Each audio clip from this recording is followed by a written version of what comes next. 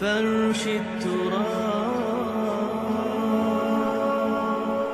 يضمني وهو غطاء. حالانکہ میں نے اصول پہلے بتا دیا، چیریٹی بگنز ایٹ ہوم. جیسے حضور فرماتے تھے انا اول المسلمین، دیکھو میں تمہیں اسلام کی دعوت دے رہا ہوں، سب سے پہلا مسلمان میں خود ہوں. انا اول المومنین، میں تمہیں ایمان کی دعوت دے رہا ہوں، پہلا مومن میں ہوں. تو جب تک انسان اپنے کردار سے بات واضح نہ کرے تو واز جو ہے وہ مفید نہیں ہوتا، مؤثر نہیں ہوتا. لہذا سب سے پہلے بات جو کی گئی وہ کی گئی ہے حضور کی ازواج مطہرات سے. اب اس ضمن میں جو اصلاحی اعمال آئے ہیں، احکام، ان کو نوٹ کر لیجئے. ان کا آغاز ہوا ہے تدریجی اعتبار سے سورہ احزاب سے، اور سورہ احزاب سن 5 ہجری میں جو ہے نازل ہوئی ہے. ان کی تکمیل ہوئی ہے سورہ نور میں جو سن 6 ہجری میں نازل ہوئی. اور ایک بہت خوبصورت بات کہی، یہ مولانا امین احسن اصلاحی نے مجھے بتایا کہ ان کے استاد حمید الدین فراہی نے یہ کہا کہ سورہ احزاب میں گھر سے باہر کے پردے کا بیان ہے اور سورہ نور میں گھر کے اندر کے پردے کا بیان ہے. تو اصلاحی صاحب کہتے تھے کہ اس جملے نے میری آنکھیں کھول دی اور قرآن مجید روشن ہو گیا میرے سامنے. ورنہ اگر یہ بات سامنے نہ ہو تو آدمی اٹکتا ہے، جگہ جگہ پر اشکالات پیدا ہوتے ہیں. دیکھیے سورہ احزاب میں کیا کیا گیا. نمبر 1، پہلے خطاب ازواج مطہرات سے، بعد میں عام کر دیا گیا. نمبر 2، بتایا گیا کہ عورت کا اصل کردار کیا ہے، اس کی اصل جگہ کیا ہے، گھر. نمبر 3، استیزان کے حکم کا آغاز ہو گیا کہ گھروں میں اجازت لیے بغیر داخل نہ ہو. لیکن یہاں بھی صرف نبی کے گھر کی بات ہوئی ہے، عام نہیں. پھر محرموں کی ایک چھوٹی فہرست ہے جو سورہ احزاب میں آ گئی ہے، اور گھر سے باہر کے پردے کا حکم آ گیا ہے، یہ سورہ احزاب میں ہے. سورہ نور میں استیزان اب عام کر دیا، کسی بھی گھر میں داخل مت ہو جب تک اذن نہ لے لو. یہ دیکھیے تدریج، پہلے حضور کے گھروں میں داخل نہ ہو، اب کسی بھی گھر میں داخل نہیں ہو سکتے بغیر استیزان کے. اور احادیث مبارکہ میں اتنی سختی آئی ہے، میں بعد میں آپ کو بتاؤں گا. دوسرے یہ کہ گھر کے اندر پردہ جو محرموں سے پردہ ہے، محرموں سے پردہ. محرم کون ہوتا ہے یہ سمجھ لیجئے. محرم وہ ہے جس سے کبھی بھی کسی شکل میں کسی حالت میں شادی نہ ہو سکے.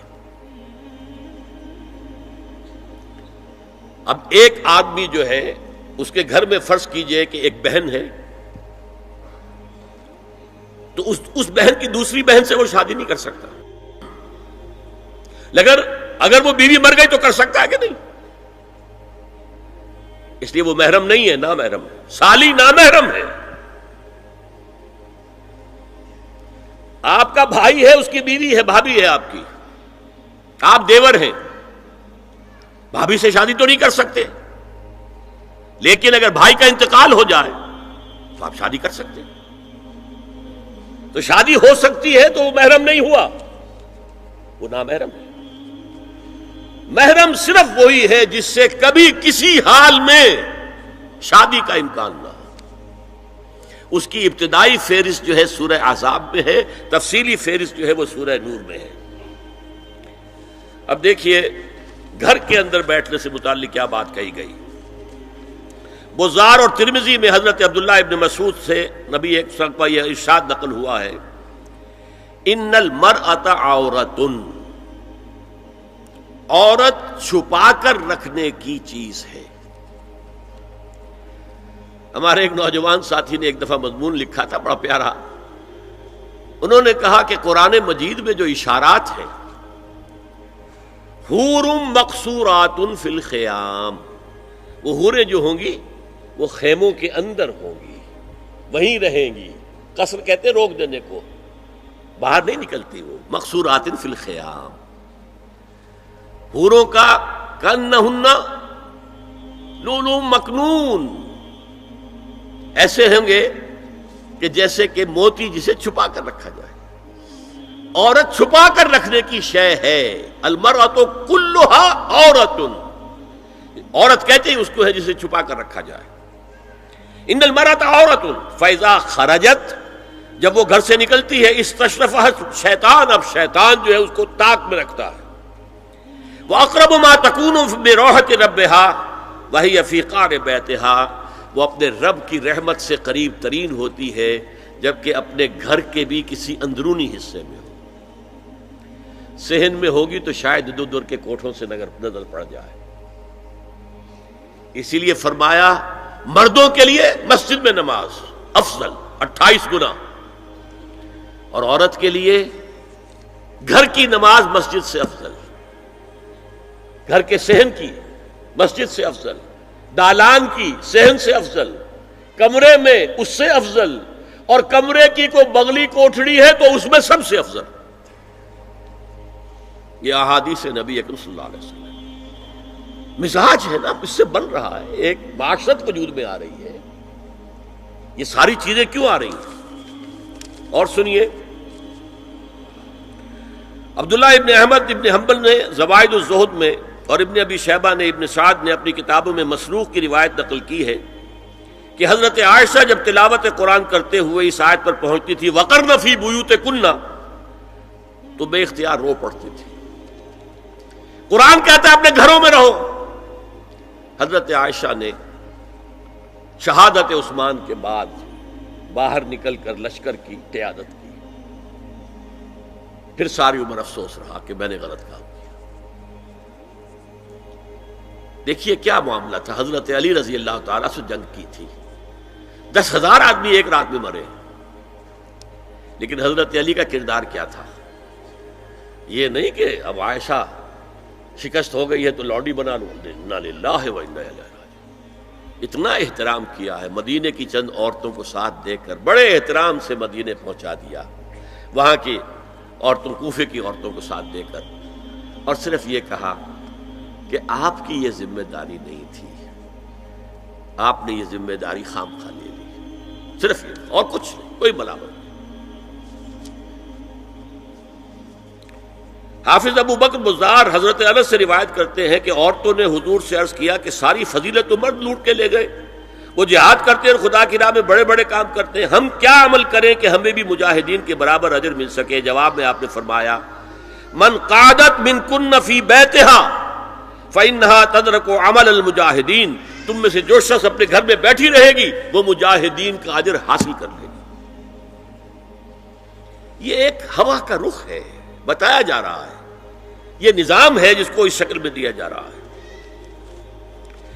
اب میں چاہتا ہوں سورہ احزاب کی جو آیات ہیں ان کے حوالے سے کچھ باتیں جو حکمت دین کی ہیں اور بہت اہم ہیں وہ آپ کے سامنے آ جائیں. دیکھیے میں نے سب سے پہلے آیت پڑھی تھی لَقَدْ كَانَ لَكُمْ فِي رَسُولِ اللَّهِ أُسْوَةٌ حَسَنَةٌ. اے مسلمانوں تمہارے لیے اللہ کے رسول کی زندگی میں ایک بہترین نمونہ ہے، اسوہ حسنہ ہے. ایک بات اس میں غور طلب ہے، مردوں کے لیے تو اسوہ کامل ہے. مرد اگر سپہ سالار ہے تو اسوہ موجود ہے حضور کا، مرد اگر صدر ریاست ہے، خلیفہ ہے تو اسوہ موجود ہے رسول کا، کوئی قاضی القضات ہے تو اسوہ موجود ہے رسول کا، کوئی کسی مسجد میں خطیب ہے، امام ہے تو اسوہ موجود ہے، باپ کی حیثیت سے اسوہ موجود ہے، شوہر کی حیثیت سے اسوہ موجود ہے کہ نہیں؟ مردوں کی کوئی حیثیت ایسی نہیں جس کے لیے اسوہ حضور کی زندگی میں نہ ہو. لیکن ایک خلا ہے، عورت کی نسوانی زندگی کے لیے تو حضور کی زندگی میں کوئی اسوہ نہیں ہو سکتا. حضور مرد ہے. یہ ہے فلسفہ، یہ ہے حکمت دین کہ جس صورت میں یہ آیت آئی لقد کان لکم فی رسول اللہ اسوۃ حسنۃ لمن کان یرجو اللہ والیوم الآخر وذکر اللہ کثیرا، اے لوگو، اے مسلمانوں، تمہارے لیے اللہ کے رسول کی زندگی میں ایک اسوہ کامل ہے، عمدہ اسوہ ہے ہر اس شخص کے لیے جو اللہ کا امیدوار ہے اور یوم آخر کو بھی مانتا ہے اور اللہ کا ذکر کرتا ہے کثرت سے۔ اب اس خلا کو پر کیسے کیا جائے؟ حضور کی ازواج کو بنایا گیا اسوہ خواتین کے لیے، اور یہی ایک بہت سی اور بھی حکمتیں ہوں گی۔ ایک حکمت یہی تعدد ازدواج میں ہے، اور حضرت عائشہ کی اتنی کم عمر میں شادی کرنے میں ہے کہ دیر تک وہ امت کو پڑھاتی رہی، شوہر اور بیوی کے درمیان خالص پرائیویٹ معاملات کے اندر بھی ہدایت دیتی رہی۔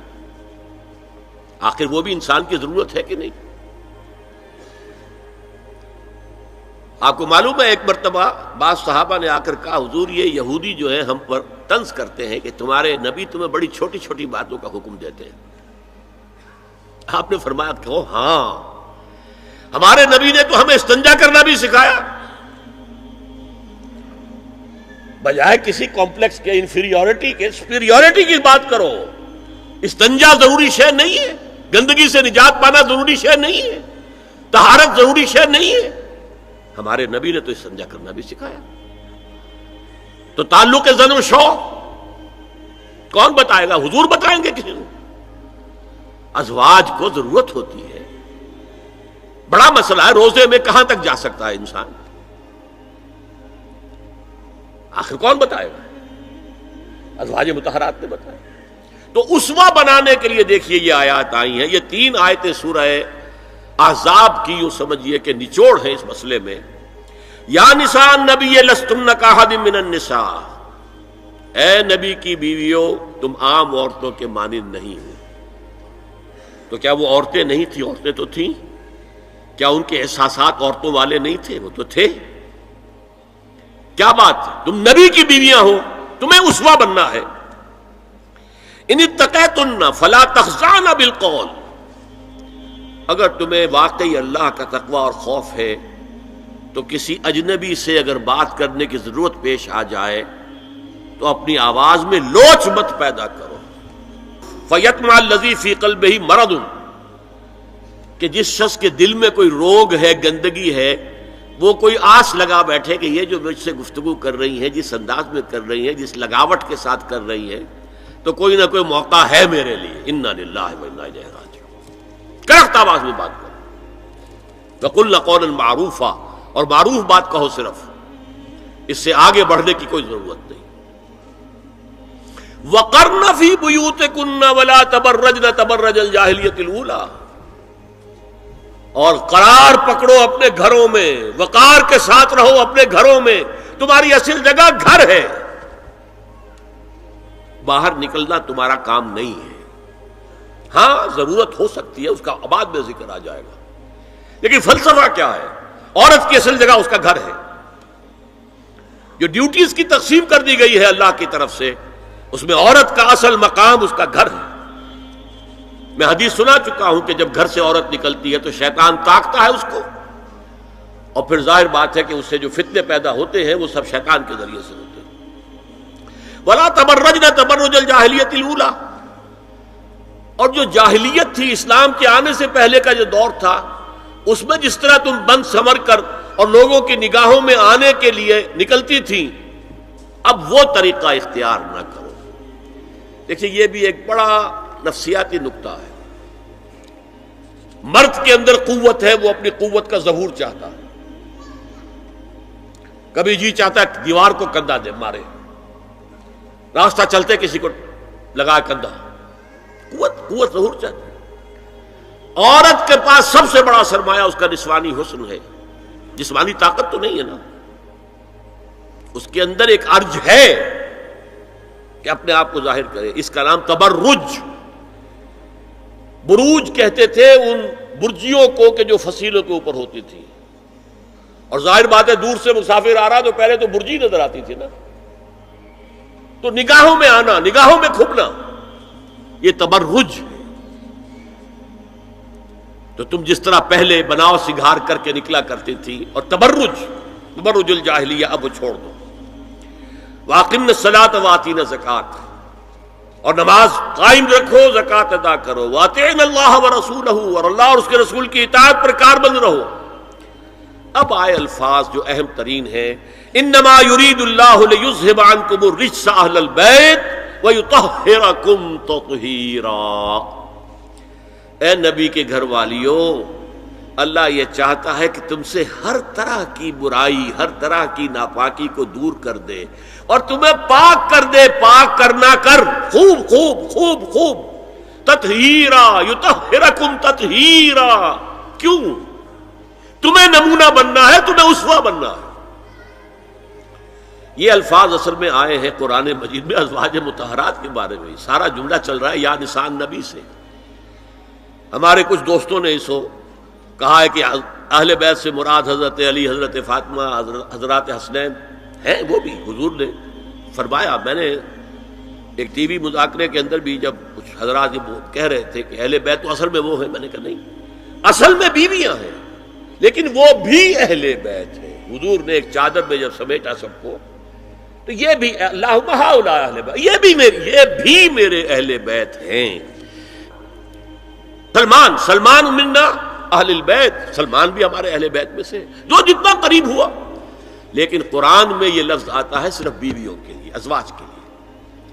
حضرت ابراہیم کے پاس جب فرشتے آئے تھے حضرت اسحاق کی ولادت کی خبر دینے کے لیے، تو جب حضرت سارہ نے سنا تو وہ آئیں اپنے 72 مارتی ہوئی اپنے پیشانی پر، آلد وانا عجوز وہذا بالی شیخا، کیا میں جنوں گی اب جبکہ میں بوڑھی پھونس ہو گئی ہوں اور میرا یہ شوہر جو ہے یہ بھی بڈھا پھونس ہے۔ 100 برس کی عمر تھی حضرت ابراہیم علیہ السلام کی، اور کتنی ہوگی اس کے آس پاس ہی ہوگی، 90-95 حضرت سارہ ہوگی۔ اس کو فرشتوں نے کہا تھا کہ کیا آپ اللہ کی رحمت سے مایوس ہو گئی؟ السلام علیکم وبرکاتہ اہل البیت، اے نبی کے گھر والی، اے نبی کے گھر والو، تم پر اللہ کی سلامتی ہو، رحمت ہو۔ تو اہل بیت کا لفظ قرآن میں 2 جگہ آیا ہے، یا حضرت سارہ کے لیے حضرت ابراہیم کی زوجہ، اور یا نساء النبی، تمہیں تو پاک کرنا ہے، پوری طرح پاک کرنا ہے، پوری طرح پاک کرنا ہے تاکہ تم اسوہ بن جاؤ۔ جو خلا ہے اسوہ محمدی میں صلی اللہ علیہ وسلم، وہ تمہارے ذریعے پورا کرنا ہے۔ اس لیے پہلا خطاب جو ہے، اب یہ دونوں باتوں سے ہو گیا، ایک تو چیریٹی بگنز ایٹ ہوم، جو بھی اصلاح کا عمل ہو گھر سے ہونا چاہیے، اور نمبر 2 یہ کہ ازواج مطہرات کو امت کی تمام خواتین کے لیے ہمیشہ کے لیے اسوہ بنانا ہے۔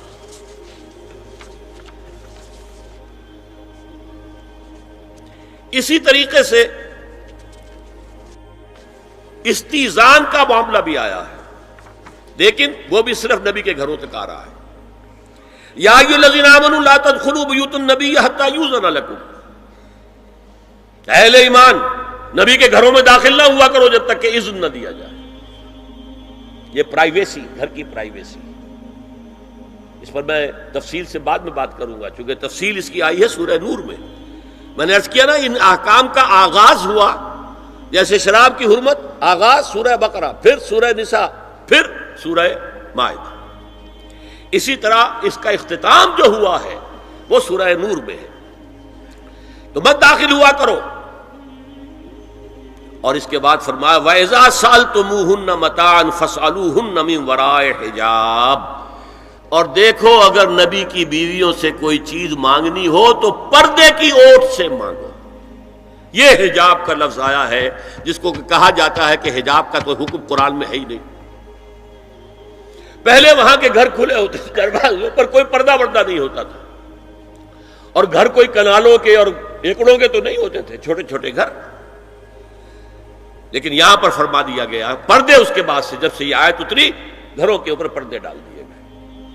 اب ظاہر بات ہے کہ اس میں چہرے کا پردہ ہی ہوا نا، چہرے کا پردہ ہے حجاب، اسی کو حضرت عائشہ نے آیت الحجاب قرار دیا ہے۔ اور پھر دیکھیے جو ریئلزم ہے، ریئلزم میں نے کہا تھا نا کہ اللہ نے بھی فرمایا کہ سب سے زیادہ محبت انسان میں عورت کی ہے، حب زین للناس حب الشہوات من النساء، اور پھر اس کے بعد لمبی فہرست۔ حضور نے فرمایا حبب الی النساء والطیب، یہاں بھی فرمایا گیا ذالکم اطہر لقلوبکم وقلوبہن، یہ زیادہ پاکیزہ بات ہوگی تمہارے دلوں کے لیے بھی اور ان کے دلوں کے لیے بھی۔ اگر نبی کی بیوی بے حجاب تمہارے سامنے آ جائے گی تو وہ نبی کی بیوی ہے اور ازواج مطہرات ہونے کی حیثیت سے تمہاری ماں بھی ہے، لیکن ایک عورت بھی تو ہے، اور تم چاہے صحابی ہو کچھ بھی ہو، تم مرد بھی تو ہو۔ یہ مرد اور عورت کے درمیان جو کشش ہے یہاں بھی اس کا ساس۔ نبی کی بیویوں کو بھی یہ نہیں کہا کہ اس سے ماوراء ہے، معصوم تو کوئی نہیں نبی کے علاوہ، وہ تو اللہ کہہ رہا ہے ہم تمہیں پاک کر دینا چاہتے ہیں، پوری طرح پاک کر دینا چاہتے ہیں تاکہ تم تمام خواتین امت کے لیے اسوہ بن جاؤ۔ فرمایا یہ جو پردے کی اوٹ سے کوئی شے لینا دینا ہے، اس سے یہ تمہارے دلوں کے لیے بھی زیادہ پاکیزہ بات ہے اور ان کے دلوں کے لیے بھی۔ یہ ہے اللہ تعالی کا حکم سورہ احزاب کے اندر۔ اس کے بعد اسی سورہ احزاب میں اس سے جو مستثنا ہے، گھروں میں اذن لیے بغیر بھی داخل ہو سکے، جن کے سامنے ازواج مطہرات اپنے کھلے چہرے کے ساتھ آ سکتی تھی، ان کی ایک فہرست دی گئی۔ یہ مختصر فہرست ہے۔ لا جناح علیہن فی آبائہن ولا ابنائہن ولا اخوانہن ولا ابناء اخوانہن ولا ابناء اخواتہن ولا نسائہن ولا ما ملکت ایمانہن واتقین اللہ ان اللہ کان علی کل شیء شہیدا۔ کوئی حرج نہیں ہے ازواج مطہرات پر ان کے باپوں کے سلسلے میں۔ ابو بکر آئے تو جائیں سیدھے حضرت عائشہ کے حجرے میں، کون روکے گا؟ اور بیٹوں کے اور ان کے بھائیوں کے اور ان کے بیٹوں کے بھائی بھتیجے اور ان کی بہنوں کے بیٹے یعنی بھانجے، ولا نسائہن، نسائہن اس کو میں چاہتا ہوں نوٹ کریں آپ، اپنی عورتیں، جان پہچان کی عورتیں، اجنبی عورتیں نہیں۔ اس پر مزید گفتگو ہوگی سورہ نور کے حوالے سے۔ ولا ما ملکت ایمانہن، اور جو ان کے ملک یمین ہیں، ان میں ایک رائے یہ ہے کہ مراد صرف باندیاں ہیں اور ایک مراد یہ ہے کہ اس میں مرد غلام بھی شامل ہیں۔ ایک رائے یہ ہے کہ مرد غلام جب تک کہ ابھی وہ بالغ نہ ہو، بچہ ہو۔ بہرحال یہ آراء ہے علیحدہ۔ واتقین اللہ ان اللہ کان علی کل شیء شہیدا، اور اللہ کا تقوی اختیار کرو، یقیناً اللہ ہر چیز کو دیکھ رہا ہے۔ اب آئیے سورہ نور کی طرف۔ اب میں یہاں پر سورہ نور میں آغاز جو ہوا ہے سورہ نور کا، وہ سب کو معلوم ہے۔ زنا کی کیا حد ہے، سزا کیا ہے؟ غیر شادی شدہ زانی یا زانیہ، اس کی سزا 100 کوڑے، اور اگر کوئی الزام لگائے اور ثبوت پیش نہ کر سکے، 4 گواہ نہ لا سکے، تو قذف کی حد کیا ہے؟ 80 کوڑے۔ اس کے بعد اصل میں جو زنا کا سد باب کرنے کے لیے احکام ہے وہ آئے ہیں۔ چنانچہ اس میں سب سے پہلے کیا ہوا؟ استیزان کا حکم بڑی تفصیل کے ساتھ آیا، بہت تفصیل کے ساتھ آیا۔ یا ایھا الذین آمنوا لا تدخلوا بیوتا غیر بیوتکم حتی تستأنسوا وتسلموا علی اہلها ذالکم خیر لکم لعلکم تذکرون۔ اہل ایمان ہرگز مت داخل ہو اپنے گھروں کے علاوہ کسی اور گھر میں جب تک کہ تم ان کے ساتھ مانوس نہ ہو جاؤ، اذن نہ لے لو، ان پر سلام نہ کرو، یہی تمہارے لیے خیر بہتر ہے۔ اس کے بعد تفصیل آئی ہے، اس میں میں اس وقت نہیں جا رہا ہوں۔ اور جو لوگ اس پر عمل نہیں کرتے ان کے بارے میں قرآن مجید کیا کچھ، حضور کیا کچھ فرما رہے ہیں یہ آپ سن لیجئے، بہت سخت احکام ہے۔ عن ابی ہریرہ رضی اللہ عنہ ان رسول اللہ صلی اللہ علیہ وسلم قال لو ان امرأ اطلع علیک بغیر اذن فخذفته بحصاة ففقعت عینہ ما کان علیک من جناح، متفق علیہ، بخاری اور مسلم دونوں کی ہے۔ اگر کوئی شخص تمہارے گھر میں بغیر اجازت کے داخل ہو جائے اور تم اس کی سزا کے طور پر اس پر کنکریاں پھینکو اور اس کی آنکھ پھوٹ جائے کنکری سے، تو تم پر کوئی گناہ نہیں۔ بغیر اجازت کے گھر میں آ گیا ہے، بغیر اذن کے، بغیر استئذان کے کنکریاں مارو اور کنکری سے آنکھ پھوٹ جائے، فما کان علیک من جناح، کوئی حرج نہیں۔ اسی طرح آیا ہے من اطلع دار قوم بغیر اذنہم ففقعوا عینہ فقد حضرت عینہ، یہ ابو داؤد کی روایت ہے۔ جو شخص بغیر اذن لیے کسی کے گھر میں داخل ہوا ہے اور اگر اس نے اس کی آنکھ پھوڑ دی تو اس کے اوپر کوئی ہرجانہ نہیں ہے، کوئی اس کی دیت نہیں، کوئی ہرجانہ نہیں۔ اجازت لینے کے ضمن میں کیا ہے؟ حضور نے طریقہ بتایا، 3 مرتبہ پکارنے کی حد مقرر کر دی اور فرمایا اگر تیسری مرتبہ پکارنے پر بھی جواب نہ آئے تو واپس ہو جاؤ۔ قرآن میں بھی ہے اذا قیل لکم ارجعوا فارجعوا، اگر تو وہ کہتے چلے جاؤ، ملاقات نہیں ہو سکتی، چلے جاؤ۔ ہاں اگر آپ ٹائم لے کر آئے ہیں تب بات دوسری ہے، پھر تو اس کو ملنا ہے، لیکن آپ ایسے ہی پہنچ گئے ہیں، پتہ نہیں وہ اپنی کس مصروفیت میں ہے، آپ کا حق نہیں ہے کہ وہ آپ کو ریسیو کرے اور آپ سے بات کرے۔ اذا قیل لکم ارجعوا فارجعوا، اور برا نہ مانو کہ میرا یہ معاملہ کیا، میں آیا تھا اور مجھے جو ہے مجھ سے ملاقات نہیں کی، نہیں۔ اور اس سلسلے میں ایک بڑا دلچسپ واقعہ ہے۔ ایک مرتبہ آپ حضرت سعد ابن عبادہ کے ہاں گئے اور السلام علیکم ورحمۃ اللہ کہہ کر 2 دفعہ اجازت طلب کی، مگر اندر سے جواب نہ آیا۔ تیسری مرتبہ جواب نہ ملنے پر آپ واپس ہو گئے۔ حضرت سعد اندر سے دوڑ کر آئے اور عرض کیا یا رسول اللہ، میں آپ کی آواز سن رہا تھا مگر میرا جی چاہتا تھا کہ آپ کی زبان مبارک سے میرے لیے جتنی بار بھی سلام و رحمت کی دعا نکل جائے اچھا ہے، تیسری مرتبہ بھی آپ کہیں۔ پھر دوڑ کر آئے اور لپٹ گئے حضور سے صلی اللہ علیہ وسلم۔ یہ ہے استیزان کا معاملہ۔ اب آ رہی ہے اصل آیت، قل للمؤمنین یغضوا من ابصارہم ویحفظوا فروجہم ذالک ازکی لہم ان اللہ خبیر ما یصنعون وقل للمؤمنات یغضضن من ابصارہن ویحفظن فروجہن ولا یبدین زینتہن الا ما ظہر منہا وَلْيَضْرِبْنَ بِخُمُرِهِنَّ عَلَى جُيُوبِهِنَّ وَلَا يُبْدِينَ زِينَتَهُنَّ إِلَّا لِبُعُولَتِهِنَّ أَوْ آبَائِهِنَّ أَوْ آبَاءِ بُعُولَتِهِنَّ أَوْ أَبْنَائِهِنَّ أَوْ أَبْنَاءِ بُعُولَتِهِنَّ أَوْ إِخْوَانِهِنَّ أَوْ بَنِي إِخْوَانِهِنَّ أَوْ بَنِي أَخَوَاتِهِنَّ أَوْ نِسَائِهِنَّ أَوْ مَا مَلَكَتْ أَيْمَانُهُنَّ أَوِ التَّابِعِينَ غَيْرِ أُولِي الْإِرْبَةِ مِنَ الرِّجَالِ أَوِ الطَّفْلِ الَّذِينَ لَا يَظْهَرُوا عَلَى عَوْرَاتِ النِّسَاءِ وَلَا يَضْرِبْنَ بِأَرْجُلِهِنَّ لِيُعْلَمَ مَا يُخْفِينَ مِنْ زِينَتِهِنَّ وَتُوبُوا إِلَى اللَّهِ جَمِيعًا أَيُّهَا الْمُؤْمِنُونَ لَعَلَّكُمْ تُفْلِحُونَ۔ یہ لمبی آیت ہے۔ اہل ایمان، اے نبی کہہ دیجئے اہل ایمان مردوں سے اپنی نگاہیں نیچی رکھا کریں اور اپنی شرمگاہوں کی حفاظت کریں، یہی ان کے لیے زیادہ پاکیزہ عمل ہے۔ ان اللہ خبیر بما یصنعون، اور جو کچھ وہ کر رہے ہیں اللہ اس سے واقف ہے۔ وقل للمؤمنات یغضضن من ابصارہن، اور مومن عورتوں سے بھی کہہ دیجئے کہ وہ اپنی نگاہیں جو ہیں نیچی رکھا کریں، ویحفظن فروجہن، اپنی شرمگاہوں کی حفاظت کریں، ولا یبدین زینتہن الا ما ظہر منہا، اور اپنی زینت کو ظاہر نہ کیا کریں سوائے اس کے کہ جو بالکل ظاہر ہو جائے، از خود ظاہر ہو۔ دیکھیے سب سے پہلے میں آپ کو بتا چکا ہوں کہ یہ گھر کے اندر کا پردہ ہے۔ نگاہیں نیچی رکھنا گھر کے مرد بھی اور گھر کی عورتیں بھی۔ یہ کیوں کہا گیا؟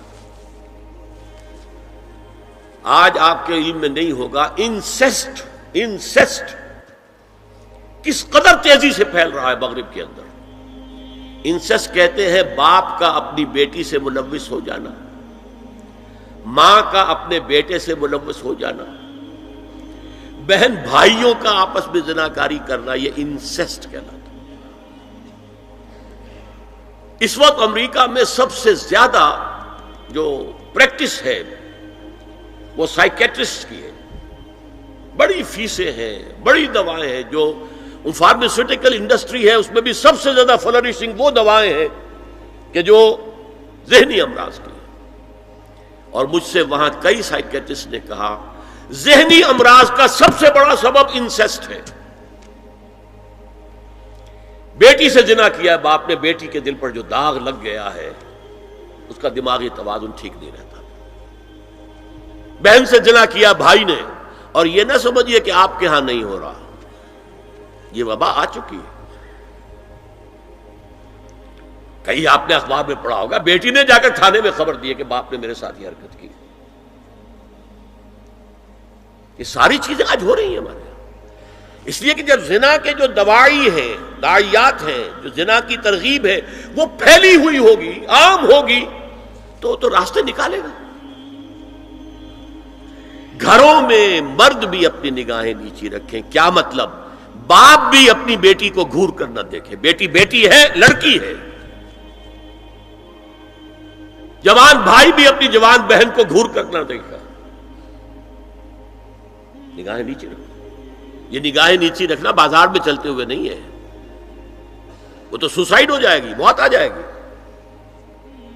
کوئی گاڑی آپ کو روک دے گی. یہ گھر کے اندر ہے.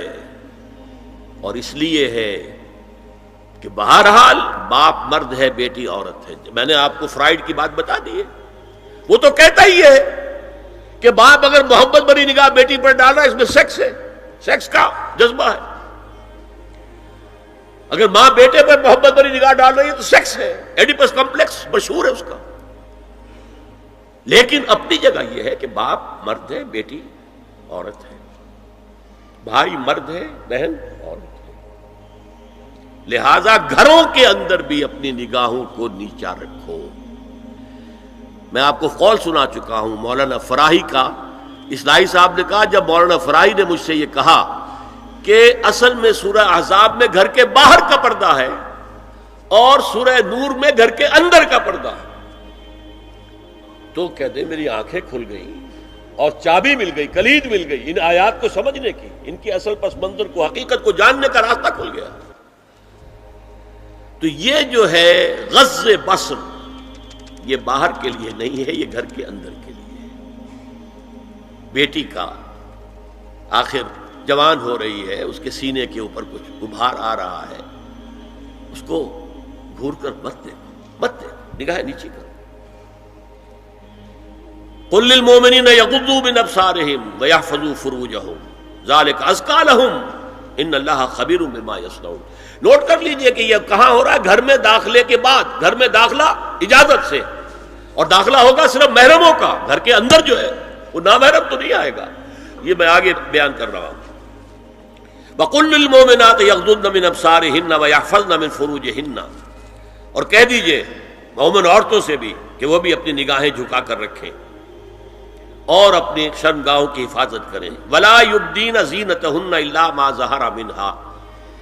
اس ٹکڑے پر بڑا قیل و قال ہے جدید مفکرین اور جدید دانشوروں نے کہ وہ اپنی زینت ظاہر نہ کرے سوائے اس کے جو خود ظاہر ہو جائے. وہ کہتے ہیں اس میں چہرہ بھی شامل ہے، اور جب چہرہ شامل ہے تو اس کا مطلب چہرے کا پردہ نہیں ہے. لا حول ولا قوت الا باللہ. آپ کو بہت سے حضرات نے وہ پڑھی ہوگی بحث جو جنگ میں ہو گئی تھی.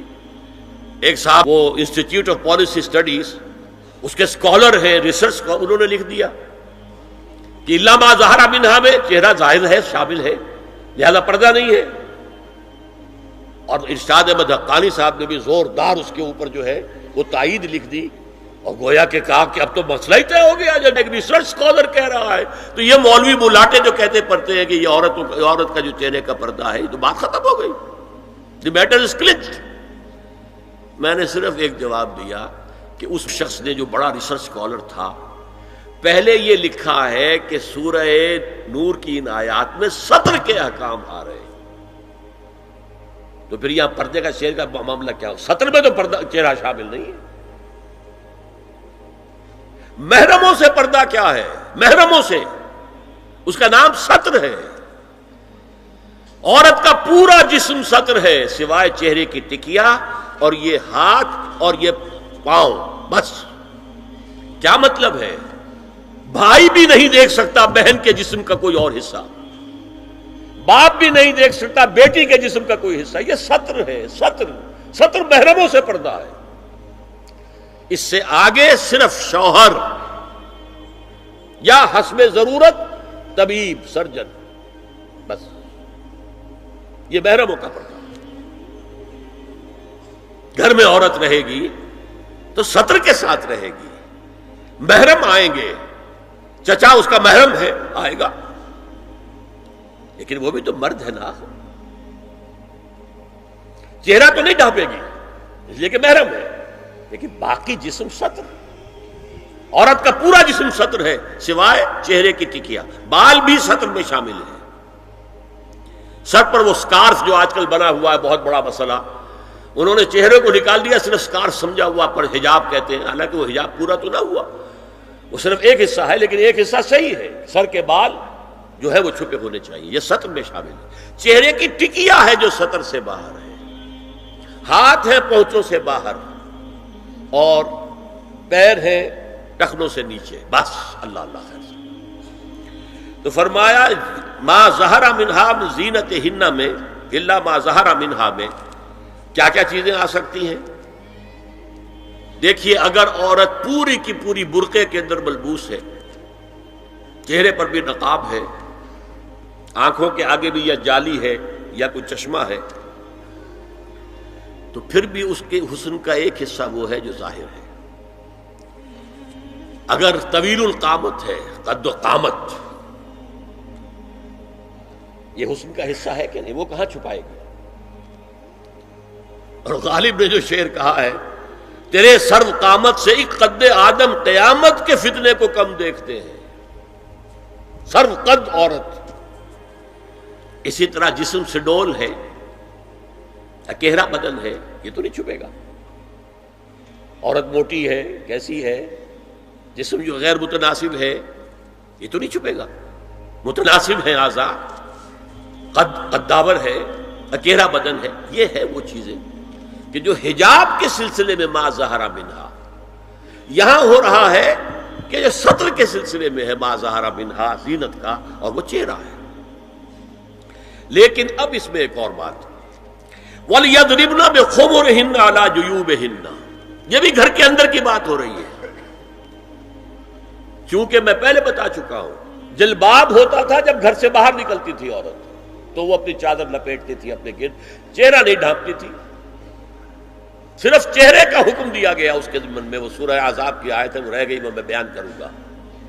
اور خمار اوڑھنی ہوتی تھی جو گھر میں اوڑھتی تھی، گھر میں ظاہر بات ہے کہ جلباب تو نہیں لیا جا سکتا، آخر گھر کا کام کاج کرنا ہے، ہلکی سی اوڑھنی تو وہ گھر میں، لیکن فرمایا وَلْيَضْرِبْنَ بِخُمُرِهِنَّ عَلَى جُيُوبِهِنَّ، اور انہیں چاہیے کہ اپنی اوڑھیوں کے، بکل اوڑھنیوں کے اپنے سینوں کے اوپر، گریبانوں کے اوپر بھی مار لیا کریں، تاکہ یہ سینے کے جو ابھار ہیں ان کو ایک ایڈیشنل کور مل جائے۔ دیکھیے سطر کا تقاضے کیا ہے، گن لیجئے۔ لباس نبیز ہونا چاہیے، باریک نہیں۔ حضور نے فرمایا اللہ کی لعنت ہو ان پر جو لباس پہن کے بھی ننگی ہوتی ہے۔ باریک اتنا لباس ہے یا چست اتنا لباس ہے، ڈھیلا ڈھالا ہونا چاہیے، نبیز ہونا چاہیے۔ لباس کے اندر یہ دو حصے جو ہیں وہ لازم ہیں۔ اور پھر سینے پر، اب ظاہر بات ہے کرتا پہنا ہوا ہے، ڈھیلا ڈھالا ہے، پھر بھی یہ سینے کے ابھار تو ظاہر ہو جائیں گے۔ ان پر ایک اضافی اوڑھنی سر پر سے لے کر اور اپنے اس گریبان کے اوپر بکل مار لینا، تاکہ یہ جو نسوانی حسن کا دوسرا مظہر ہے، پہلا چہرہ سب سے بڑا چہرہ۔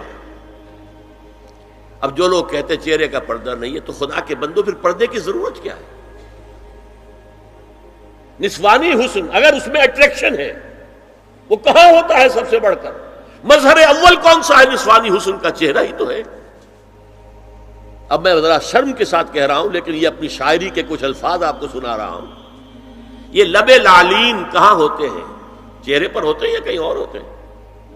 یہ عارض گلگوں یہ کہاں ہوتے ہیں؟ چہرے پر ہوتے ہیں یا کمر میں لگے ہوتے ہیں؟ یہ چاہے زقن، تھوڑی میں اگر کچھ کھڈا پڑا ہوا ہو، چاہے زقن، یہ تعریفیں جو شاعری میں ہوتی ہیں، یہ کہاں ہوتا ہے؟ یہ مژگاں کے تیر یہ کہاں ہوتے ہیں؟ یہ نرگسی آنکھیں یہ کہاں ہوتی ہیں؟ اور ستواں ناک یہ کہاں ہوتی ہے؟ چہرہ ہی تو ہے نا، سب سے بڑی اٹریکشن تو چہرہ ہے۔ اسی کو نہ چھپایا تو پھر اور کیا چھپایا؟ ہاں دوسری چیز چھاتی کے ابھار بہت اٹریکٹیو ہوتے ہیں انسان کے لیے.